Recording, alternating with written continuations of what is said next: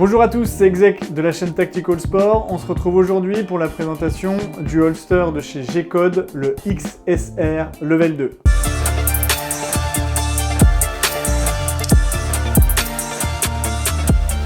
Alors, avant de vous parler de ce holster, je vais d'abord vous parler des différents niveaux de rétention d'un holster. Ça vous permet un petit peu de comprendre ce qu'il y a sur le marché. C'est Bill Rogers, qui avait la société Rogers Holster Company dans les années 70, qui avait mis ça en place. En fait, il y a 4 niveaux de rétention, à l'époque en tout cas. Donc niveau 1, c'était la rétention la plus simple, jusqu'à niveau 4 où là c'était vraiment la plus sécurisée. Ensuite, Safariland, ils ont racheté cette boîte-là et ils ont conservé en fait ces 4 niveaux de rétention. Et Black Hawk, quand ils sont arrivés sur le marché des holsters, eux ont simplifié tout ça, ils ont fait que 3 niveaux de rétention. Donc c'est pour ça que Safariland a encore gardé ça, vous pouvez le voir dans toute leur gamme, ils ont encore des niveaux 4. Mais ça ne veut pas dire qu'un niveau 4 de chez Safariland sera mieux sécurisé qu'un niveau 3 de n'importe quelle autre marque. Donc ces niveaux de rétention, donc un niveau 1, en fait c'est de la rétention passive.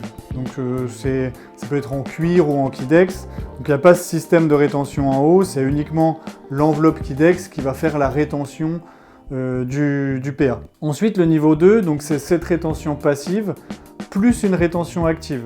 Donc active, ça veut dire qu'il va y avoir une intervention du tireur pour déverrouiller son PA.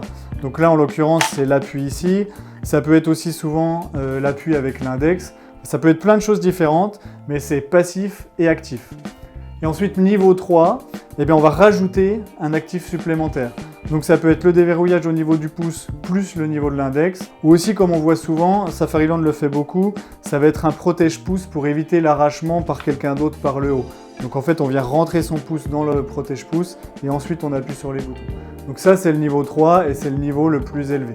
Donc ici, on a un niveau intermédiaire, un niveau 2. Donc avec une rétention passive et une rétention active. Alors ce holster, c'est la nouvelle gamme de chez G-Code qui vient un petit peu rebattre les cartes du monde du holster avec un produit très concurrentiel, à un prix très bas, on en parlera tout à l'heure, et qui reste quand même pour moi très qualitatif. Ici c'est le modèle XSR Level 2, moi j'ai pris le 102L50, mais vous avez toute une liste qui accepte tous les PA possibles, et toutes les lampes possibles, c'est important. Ici, celui-là, il va accepter du 19, 19X, 17, 45, 47 et toutes générations confondues. Et pour la lampe, moi j'ai pris le modèle qui va accepter de la Surefire, c'est X300U pour la référence. Et il y a une encoche RMR, pareil, on y reviendra après. Alors pour l'aspect général de ce holster, déjà ce qu'il faut savoir, vous pouvez le choisir en droitier ou gaucher. Vous pouvez avoir la plaque de finition ici en gris brossé ou en noir comme on l'a juste là. Et puis pour les couleurs, alors c'est relativement classique, vous avez du noir, vous avez de l'OD, vous avez du tan, et puis vous avez aussi du gris. Et après il y a une finition qui peut être prise supplémentaire comme ici, ce qu'ils appellent du black fuse. Pas trop ce que ça veut dire, mais en gros c'est un espèce de tissu qui est collé par-dessus, qui donne un aspect plus mat. Et ça vous l'avez en noir ou en gris. Et après vous avez aussi un revêtement multicam si vous le voulez en multicam. Ensuite ce qu'on va remarquer, et c'est ce qui fait la force souvent de chez G-Code, ça devient connu dans le milieu, c'est la finition du produit. Tout est bien assemblé, chaque côté il n'y a rien qui est saillant, donc tout est vraiment bien poncé, bien rond. Et vraiment on a l'impression d'avoir une pièce quali, un peu comme quand on tient un Safariland dans les mains. A l'inverse, et c'est pas du tout pour critiquer TRB puisque moi j'utilise leurs produits, mais voilà, on a quelque chose de beaucoup plus brut chez eux, qui peut être un petit peu coupant, donc moi souvent je repasse un petit coup de meuleuse dessus ou de papier de verre. Et puis voilà, les systèmes, on sent que c'est plus artisanal que ce que G-Code nous sort ici. Alors, pour le fonctionnement et la rétention de ce holster, comment ça fonctionne? Moi ici, j'ai un Glock 45 avec un RMR. C'est un Glock 45 de chez VFC, donc qui normalement respecte les cotes RS. Et ici, j'ai une Surefire, donc une X300U, qui est un modèle RS, donc pareil, qui devrait être aux bonnes cotes pour ce holster-là. Alors pour la rétention passive, donc juste bien mettre son PA jusqu'au bout, vous voyez, ça tient relativement bien déjà, rien qu'avec ça. On n'est pas obligé de toujours rabattre cette sécurité. Petit détail, et pas ce qu'on vient de se faire avoir, donc je vous le dis tout de suite, clipsez bien jusqu'au bout, jusqu'à que l'encoche soit bien enfoncée dedans. Parce que s'il y a un léger décalage de la X300, en fait le PA il reste complètement bloqué dedans et ça a été un peu une misère, on a dû desserrer un petit peu. Enfin, bref, truc bête, mais clipsez bien votre lampe comme il faut. Ensuite, donc ce ce niveau 2 de sécurité, comment il fonctionne. Donc là, ce qui est bien fait déjà, vous voyez, alors pareil, hein, je reprends cet exemple-là, désolé pour TRB, mais comment est fait le Kidex. Vous voyez là, sur TRB, c'est arrondi et un petit peu, on va dire, comme ils ont pu. Alors que là, on voit que même ça a été travaillé et c'est carré et ça vous embête pas du tout. Il n'y a aucun moment où ça va toucher votre réplique, c'est sûr et certain. Donc, ce qui est intéressant, et à l'inverse aussi de là, je vous montrerai, c'est qu'il faut bien appuyer verticalement et on déverrouille tout de suite. Et même si vous avez des grands doigts, comme moi, et c'est chiant sur beaucoup de holsters, eh bien, je peux le faire, si vous voyez bien, juste en appuyant ici. Je ne suis pas obligé d'aller le chercher là pour que ça se déverrouille. Vous voyez ce que je veux dire?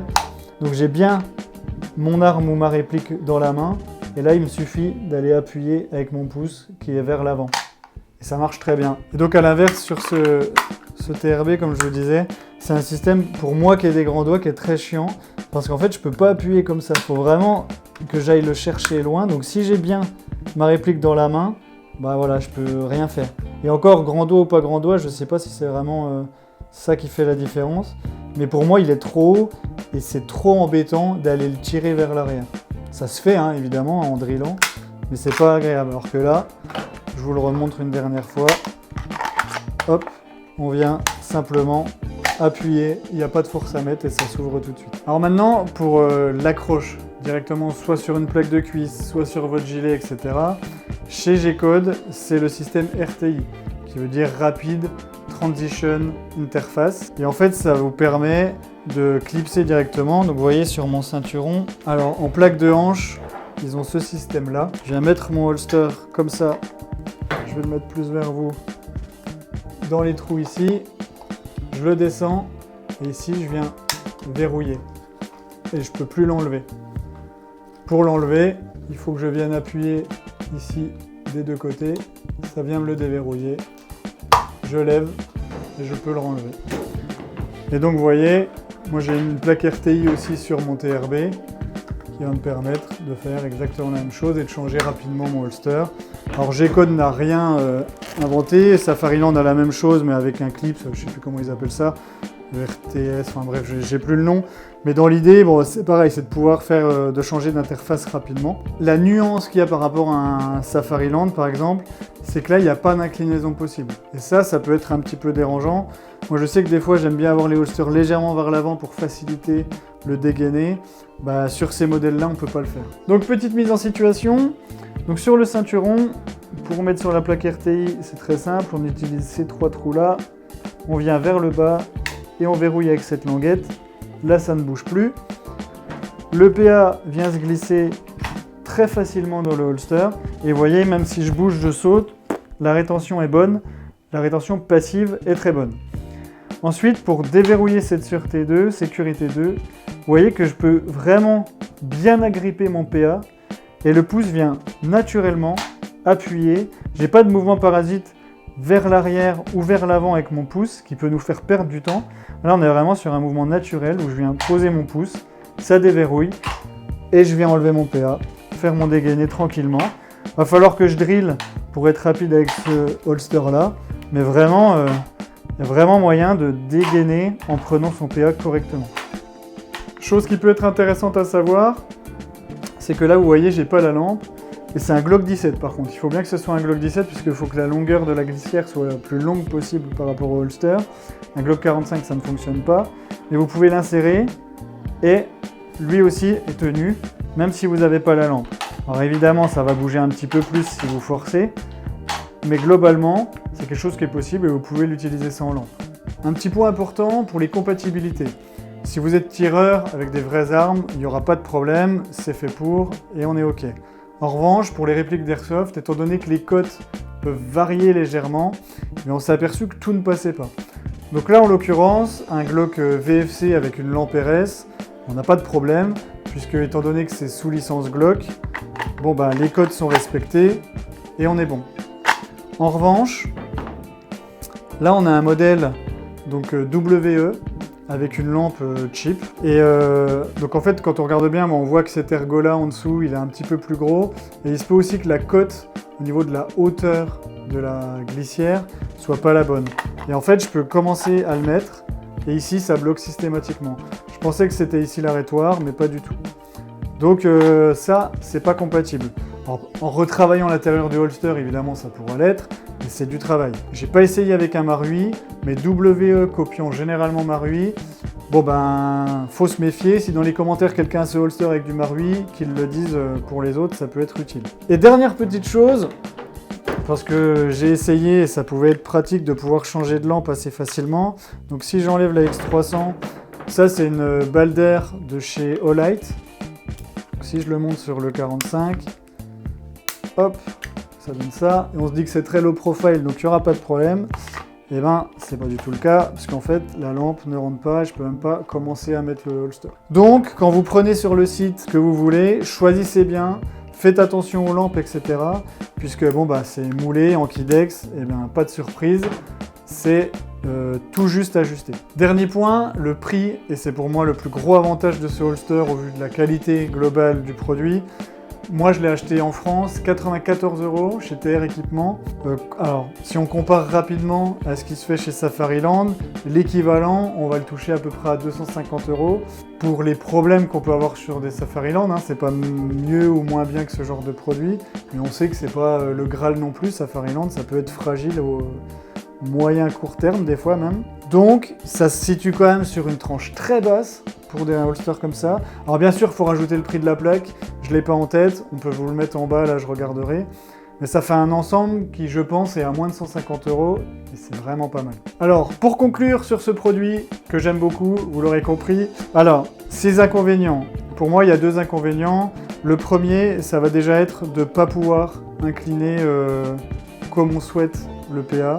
Ça, c'est un petit peu dommage. Je pense qu'ils auraient pu faire des trous houblons et nous le permettre. Bref, c'est pas le cas. Deuxième chose, ben, comme on l'a vu, c'est la compatibilité. Attention à ce que vous achetez, essayez avant. Vous pouvez aussi éventuellement nous demander, si moi j'ai des collègues qui ont certains types de PA que vous avez, ben, je pourrais essayer sur le terrain, voir si ça rentre ou ça rentre pas. Toujours plus appréciable que de lancer 100 € dans un truc qui ne fonctionne pas. Et pour les qualités de ce produit, bon, d'abord la finition générale.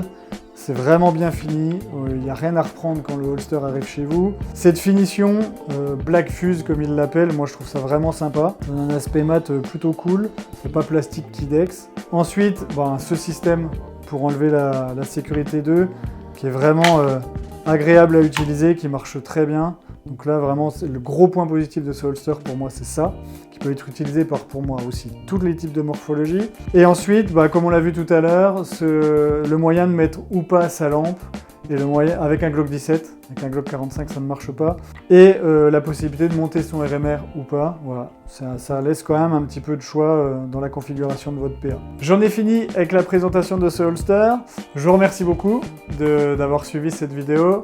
Comme je vous le disais, n'hésitez pas à nous poser des questions si vous voulez qu'on teste par exemple la compatibilité ou si vous avez simplement des questions sur le produit, c'est toujours un plaisir d'y répondre. Abonnez-vous à nos différents réseaux. Merci d'être de plus en plus, et puis moi je vous dis à bientôt, ici ou sur les terres.